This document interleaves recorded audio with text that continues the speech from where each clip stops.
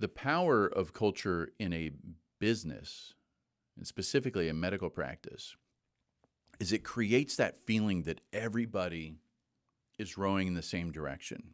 Everyone understands what we're here for, and they're excited to be a part of it.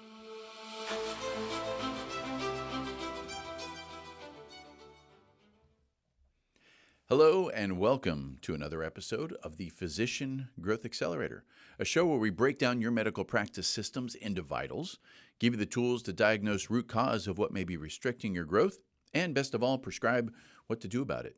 I'm your host, Zed Williamson, and I believe that every system is perfectly designed to get the result it gets. So if you don't like something in your business right now, just know that you're operating the perfect system to create it. And if that stings, that's okay, but there's freedom.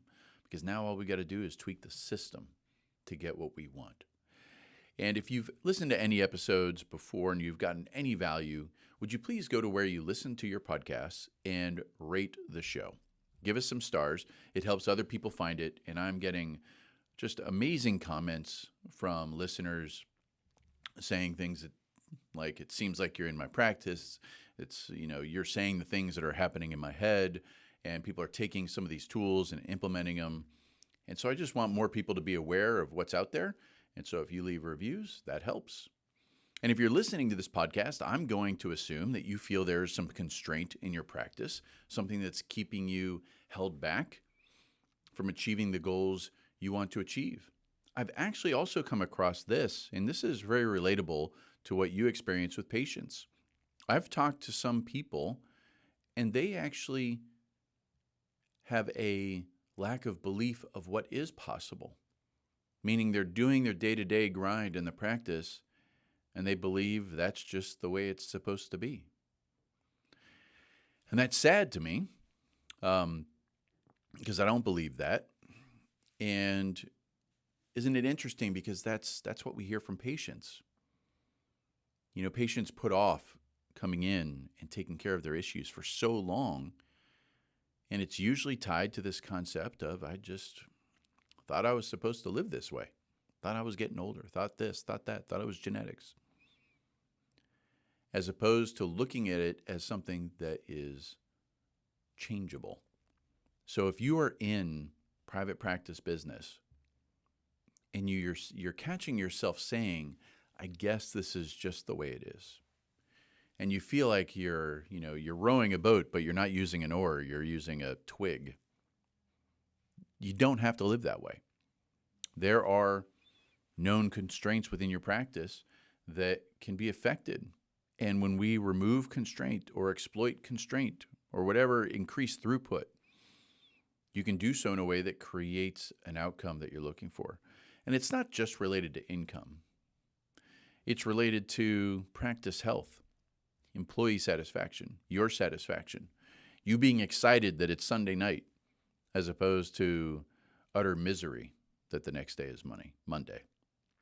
So if you fall into that category, please visit physiciangrowthaccelerator.com and check your vitals and just see where these constraints might exist in your practice. Now, today we're going to talk about a big vital, but we're not going to talk about the whole thing because we don't have years to record this podcast episode, and that's the culture vital. So culture is through everything, and it's one of these words that gets thrown around a lot, and like, oh, well, we got to create a good culture. I don't have a culture, whatever it is. So let's just set the record straight. Every business, every family, every organization has a culture. There is a culture. It might not be one you created on purpose, but there is one there. The power of culture in a business, and specifically a medical practice, is it creates that feeling that everybody is rowing in the same direction. Everyone understands what we're here for, and they're excited to be a part of it. If you have a struggling culture, one that maybe you didn't create on purpose, and you're not really happy with, the kind of things that you would recognize would be high employee turnover, drama in the office, maybe bickering between employees, people being very defensive, protective, hearing things like, that's not my job. Well, I did it this way. Well, this person got it right. There's all of that. And that is just no fun. If you have a hard time hiring people, if you have a hard time keeping people, all these are signs that the culture could use optimizing. Now, the cool thing about culture is it is 100% in your control. And if you are experiencing a culture that is not that fun, just know that's the perfect outcome of the system you're operating. And don't worry if that stings, that's okay. The first step is for us to own it. I was absolutely there in my business years ago, completely blind to culture issues that I was in. But the good news is you could purposely change it, and the outcome can be amazing. So when we think about culture, it's such a big topic. One thing that I'm just going to drill in today is, do you understand why your practice exists? I mean, just the deep down, what fuels you? And it's probably just a sentence. And it doesn't need to be an extravagant sentence. It doesn't need to be this amazing mission statement. It's just the why. Just why do you get up every morning? What is it that drives you? If you could strip all the gunk and crap out of all the stuff you have to do, what is the one thing that just gives you total joy and you have permanent energy when it comes to this? What is your why? And so just think about that. If I can give you some homework, think about that, jot some things down. And here is how you have a culture not go your direction. Keep it to yourself. When you keep it to yourself, you've set no standards for your practice, and all these other people have different whys.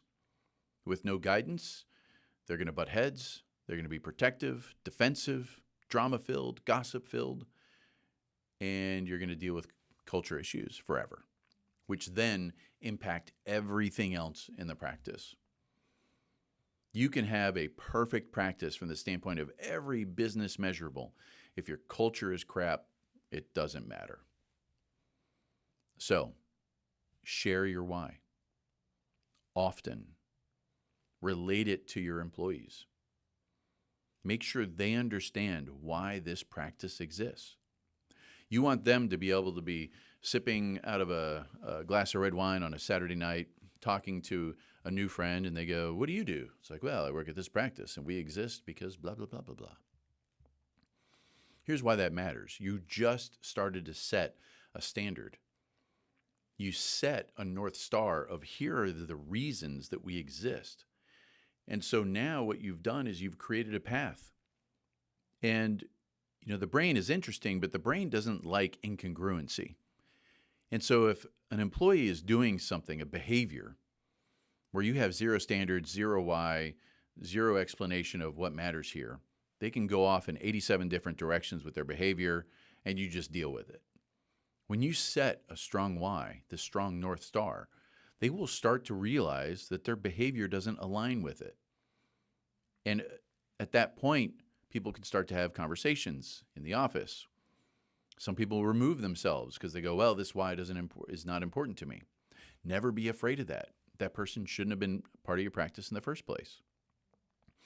I was talking with a practice, and they're dealing with some issues that they're working through, and they hired a new employee to work the front desk.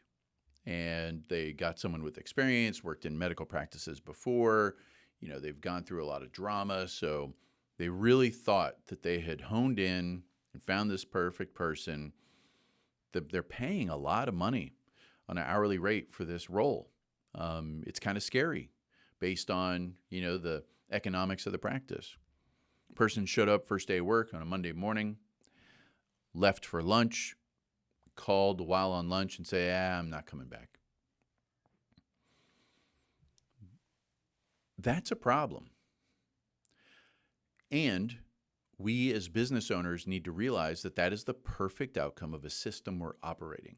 So what did we miss? What did we not set up as clear standards? How do we make it absolutely obvious that someone is a good fit for our practice or not? And if they are a good fit, it fuels them. They're not looking at their clock Sunday night going, oh man, I got to go into work tomorrow. Because it fuels them. They're jumping out of bed on a Monday morning. Maybe not jumping, but you know what I mean. That is an absolute possible outcome that you have control over. Creating a culture where everyone understands why you're there. There's standards. We hold ourselves to a certain level of behavior. And we're proud of it. We high-five each other. We achieve outcomes. We set goals and achieve goals. We can have conversations with each other without being defensive. Completely possible outcome for your practice. If you're thinking about what you want to achieve with your practice and you're thinking to yourself, you know what, the culture, this might be a constraint of mine. If that's the case, the Physician Growth Accelerator knows where to look and how to fix it. Go to physiciangrowthaccelerator.com and you can request a business assessment. And we will see you next time on the Physician Growth Accelerator.